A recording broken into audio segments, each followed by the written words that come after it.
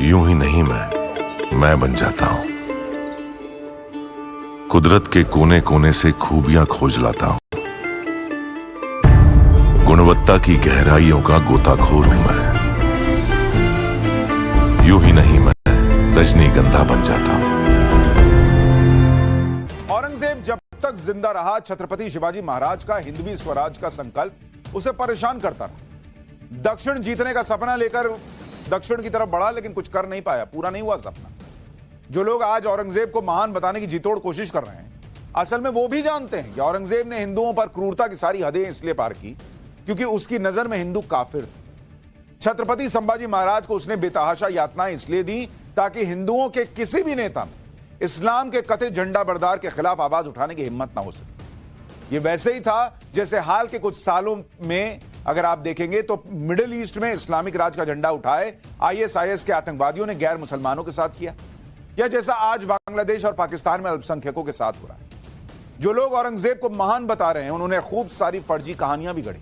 गजब झूठ बोला भाई। मंदिरों को तोड़ने से लेकर हिंदुओं के नरसंहार के मामले में पर्दा डालने का प्रयास किया। इन कहानियों में बकायदा औरंगजेब के जुल्म को जस्टिफाई करने तक की कोशिश हुई। और तो और कुछ लोग तो यह भी बताने लगे हैं कि औरंगजेब के समय में भारत की इकोनॉमी एकदम बम थी। औरंगजेब को महान बताने की इस थिथरई में बोले गए सारे झूठ को बेनकाब करती ये रिपोर्ट देखी। इतिहास में जिस किसी ने भी अपने ही देश में हिंदुओं की हैसियत दोयम दर्जे की बनाई, औरंगजेब को लेकर इस बार बात उसकी कब्र पर बुलडोजर चलाने तक पहुंच चुकी है। संभाजी नगर में जिसका पुराना नाम औरंगाबाद था, जहां औरंगजेब की कब्र है, अब वहां लोग कह रहे हैं उसकी कब्र को यहां से हटाया जाना चाहिए। महाराष्ट्र में औरंगजेब का जो कब्र है, खास तौर पर खुलताबाद जो संभाजी नगर में मौजूद है, उसे महाराष्ट्र में बने रहने देना है कि महाराष्ट्र से बाहर उसे फेंक देना चाहिए या उस पर कार्रवाई करनी चाहिए, ये अब सबसे बड़ा मुद्दा हो चुका है। ऐसे में छत्रपति संभाजी महाराज की जो नगरी है, वहां के लोग, आम जनता इस बारे में क्या सोचती है, ये जानने के लिए हम संभाजी नगर में मौजूद हैं। और छत्रपति शिवाजी महाराज का वो चौक है जो लैंडमार्क माना जाता है इस शहर का, और ठीक उसके नीचे ही कुछ लोग यहाँ पर मौजूद हैं। उनसे ही सीधे बात करने की कोशिश करते हैं और समझने की कोशिश करते हैं कि आखिर यहाँ इस शहर के लोगों के मन में क्या है। और वो क्रूर कर्मा औरंगजेब की कब्र होना तो बाकी है, लेकिन उसका महिमा मंडन भी बहुत चल रहा है। वहाँ लोग आते हैं, चद्दर चढ़ाता है, बड़ा उर्स भरता है, और सरकार ने उस टाइम छुट्टियां भी दे दी है।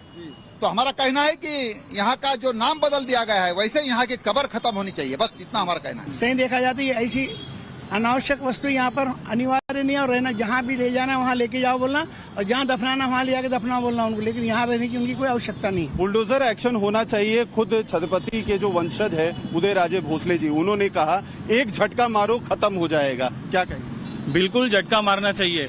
ये औरंगजेब, छत्रपति शिवाजी महाराज और धर्मरक्षक छत्रपति संभाजी महाराज, इनके खिलाफ लड़ने वाला अत्याचारी शासक था, उसकी कब्र यहाँ से बिल्कुल निकलना चाहिए। उसके अलावा महाराष्ट्र का जतन करने वाले छत्रपति स्मारक है, महाराष्ट्र का गौरवशाली इतिहास है, इसका जतन होना जरूरी है।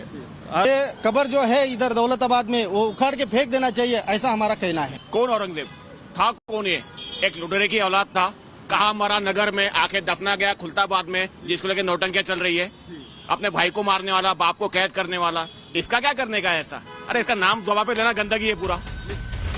दरअसल औरंगजेब एक शासक भर नहीं था, बल्कि एक सिंबल है जिसके कल्ट में गहरे संकेत छुपे हुए हैं, जिसके मजहबी अंधेपन और हिंदुओं से नफरत ने इस लाइन को गाढ़ा किया है कि अपने ही देश के भीतर कैसे किसी बहुसंख्यक आबादी की धार्मिक और सांस्कृतिक आजादी को छीना जा सकता है, कैसे उनके आराध्य देवों और देवालयों को खंड खंड करके उन पर मस्जिदें तानी जा सकती है।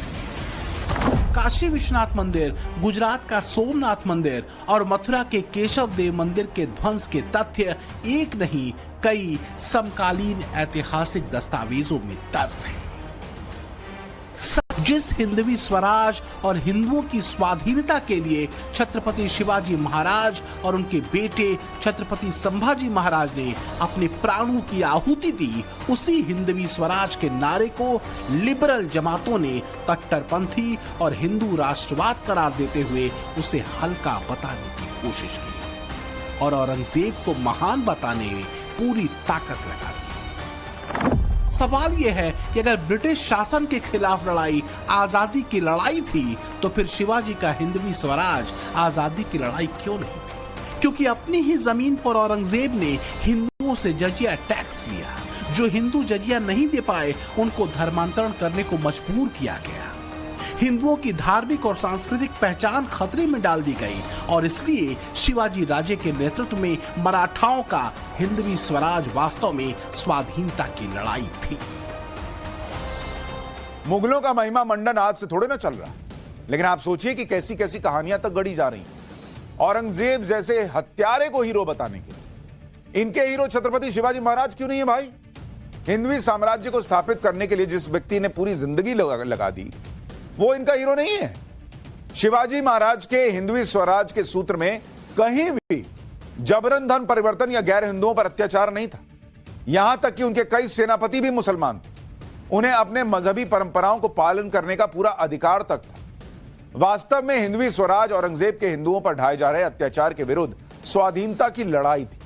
हिंदवी स्वराज की लड़ाई हिंदुओं के स्वाभिमान के लिए थी, उनकी धार्मिक स्वतंत्रता के लिए थी। लेकिन एक इकोसिस्टम ने ऐसे हीरोज की कहानी आप तक पहुंचने ही नहीं दी उस तरह से, जिस तरह से इस देश में मुगलों का महिमा मंडन किया। मुसलमान आखिर औरंगजेब को कैसे देखता और समझता है? और ये साल राजा पूरे हिंदुस्तान में करे बात, आप ये चीज का बोलेंगे? बोले गलत बात है ना। यानी वो और एक टाइम था, वो जब होना था हो गई वो चीज। औरंगजेब रहमतुल्लाह एक बहुत अच्छे बादशाह थे। उनकी बादशाहत में ऐसा कोई नहीं था। उन्होंने कई मंदिर बनाए, मस्जिद बनाए, ऐसा कोई मसला ही नहीं हुआ उनके उसमें। अभी आज जो पॉलिटिशियन हैं तो उनके हिसाब से चल रहा है बस कि औरंगजेब को बदनाम करने का। 400 साल पुरानी अब उनको बदनाम किया जा रहा है। मैं जब नहीं भी था तो जब उनकी मज़ार थी, खबर थी, हम लोग मानते, हमारे जो बुजुर्ग दीन है तो वो यहीं के थे। और इंशाल्लाह हम जब तक है तो उनकी खबर को कोई हाथ भी नहीं लगा सकता। पहले हम खड़े रहेंगे। औरंगजेब के राज बनाम छत्रपति शिवाजी महाराज के हिंदवी स्वराज में बड़ा अंतर था। औरंगजेब के समय को इस्लामिक राज बनाने की कोशिश हुई तो हिंदवी स्वराज हिंदुओं के स्वाभिमान की लड़ाई थी।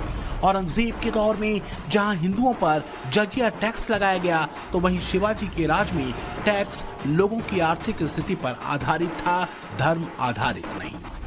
औरंगजेब ने धार्मिक आजादी पर पाबंदी लगाई, जबकि शिवाजी राजे के हिंदवी स्वराज में सबको धार्मिक आजादी थी। उनकी सेना में मुस्लिम सेनापति भी थे। औरंगजेब का मकसद जहां ज्यादा से ज्यादा धर्मांतरण था, तो धर्मांतरण की ऐसी कोई भी सनक शिवाजी महाराज के हिंदवी स्वराज में नहीं थी। तो फिल्में दिखा करके आप फर्जी कहानी गढ़ने का काम कर रहे हैं। ये फर्जी कहानियां हैं। ये फर्जी कहानियों को मत गढ़ने का काम करें। जानिए इतिहास के अंदर उसका झगड़ा किसके साथ था, शिवाजी के साथ क्यों झगड़ा था। मैं वही बात कर रहा हूँ जो फिल्म आई है, उसी की बात कर रहे हैं। हाँ, तो उनका झगड़ा शिवाजी के साथ क्यों हुआ था, झांकिए इतिहास के अंदर। आधा अधूरा ज्ञान फैल रहे हैं। शिवाजी महाराज का यही राष्ट्र संकल्प पीएम मोदी की भी प्रेरणा रहा है। मैं छत्रपति शिवाजी महाराज के चरणों में कोटि कोटि नमन करता हूं। जब 2013 में भारतीय जनता पार्टी ने मुझे प्रधानमंत्री पद के उम्मीदवार के रूप में निश्चित किया, तो मैंने सबसे पहला काम किया था रायगढ़ के किले पर जाकर के छत्रपति शिवाजी महाराज की समाधि के सामने बैठ करके प्रार्थना की थी। एक भक्त अपने आराध्य देव को जिस प्रकार से प्रार्थना करता है, उसे भक्ति भाव से आशीर्वाद लेकर के मैंने राष्ट्र सेवा की एक नई यात्रा का आरंभ किया था। तो क्या विकास की तस्वीरें, बदलते राष्ट्र की छवि औरंगजेब के शागिर्दों के सीने में किसी नश्तर की तरह उतर रही है? आखिर सांस्कृतिक राष्ट्रवाद की धारा विपक्षी नेताओं की आंखों में किरकिरी सी क्यों उतरती है? औरंगजेब